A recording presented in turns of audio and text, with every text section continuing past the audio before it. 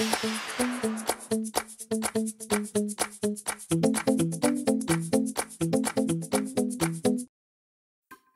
atau rancangan anggaran biaya adalah perkiraan biaya yang diperlukan untuk setiap pekerjaan dalam suatu proyek, sehingga akan diperoleh biaya total yang diperlukan untuk menyelesaikan suatu proyek. Di dalamnya berisi spesifikasi, pekerjaan konstruksi, serta berbagai hal yang menyangkut kegiatan di lapangan. RAB ini dibuat agar kita memiliki acuan anggaran yang dibutuhkan pada saat pembangunan, sehingga menjadi kontrol agar budget yang dibangun tidak bengkak. Oh iya, untuk melengkapi video ini, ada baiknya kalian cek video saya yang berjudul Rancangan Anggaran Biaya Arsitek Ngobrolin Arsitektur 10. Di sana berisi pembahasan yang akan melengkapi video ini.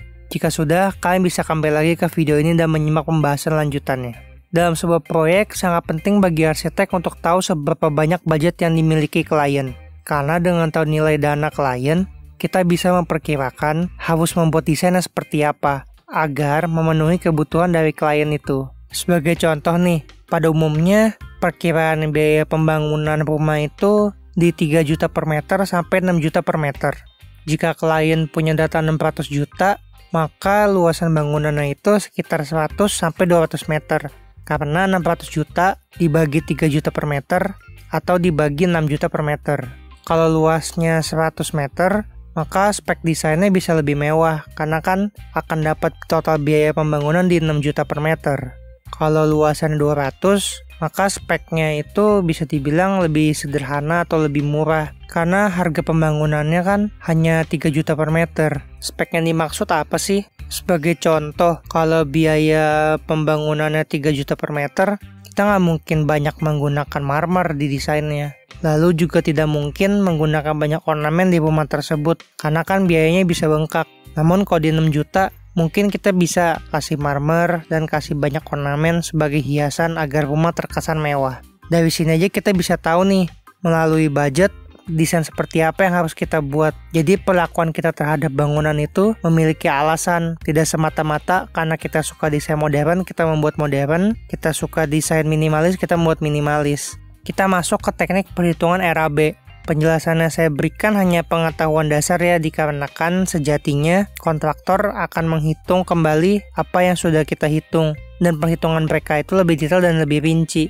Namun kita juga perlu paham agar kita punya kontrol antara desain dengan dana dari klien, sehingga desain kita bisa mengcover dana yang ada. Teknik perhitungan yang pertama menggunakan harga satuan. Perhitungan harga satuan berarti setiap elemen dihitung satu-satu. Dihitung baik dari materialnya, volumenya, sampai ke upah pekerjaannya. Untuk perhitungan ini harus rinci ya, mulai dari persiapan pondasi, pembuatan struktur, dinding, plafon, lantai, instalasi MEP, furniture interior, finishing, semuanya harus dihitung. Jadi pada tahap ini kita harus memperinci pekerjaan, lalu luasannya dan volumenya, kemudian mencari harga dari pekerjaan itu. Setelah itu ditotalkan antara volume pekerjaan dikalikan dengan harga satuan sehingga didapat harga total dari pekerjaan itu.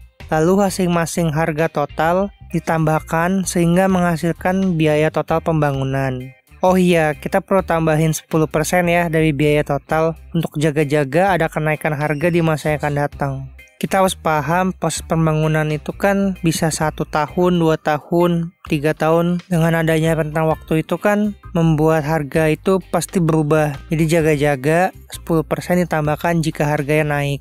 Teknik yang kedua dihitung berdasarkan per meter persegi. Cara ini lebih mudah karena kita hanya perlu menghitung luasannya aja. Kalau udah, kita tinggal beri ke kontraktor dan kita kasih tahu seperti tingkat kesulitan dari desainnya seperti apa atau gaya desainnya seperti apa. Nanti kontraktor akan membantu kita menghitung. Misalkan kalau gayanya minimalis, per meternya bisa sekian. Kalau dengan gaya modern luxury bisa sekian. Lalu untuk harga satuan pekerjaan setiap kontraktor kan beda-beda. Maka baiknya jika kita bertanya ke kontraktor, sebisa mungkin kontraktor itulah yang nantinya akan menangani proyek kita. Atau kalian bisa juga menggunakan harga standar yang sudah ada seperti analisa BOW atau analisa SNI. Dengan begitu kita punya acuan harga. Sekarang karena perkembangan zaman sudah semakin canggih, perhitungan RAB bisa dilakukan secara online. Jadi bisa memudahkan kita dalam pembuatan RAB. Selain itu, kita juga bisa meng-hire seorang QS atau Quality Surveyor. Quality Surveyor ini adalah orang yang ahli dalam perhitungan, sehingga hasil perhitungannya akan lebih valid karena memang mereka ahli di bidang itu.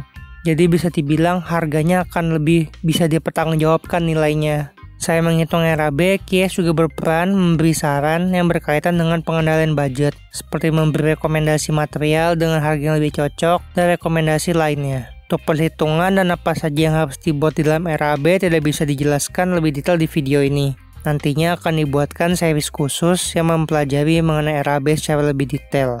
Oke, sampai di sini dulu video saya kali ini. Semoga bermanfaat. Sampai ketemu di video saya berikutnya.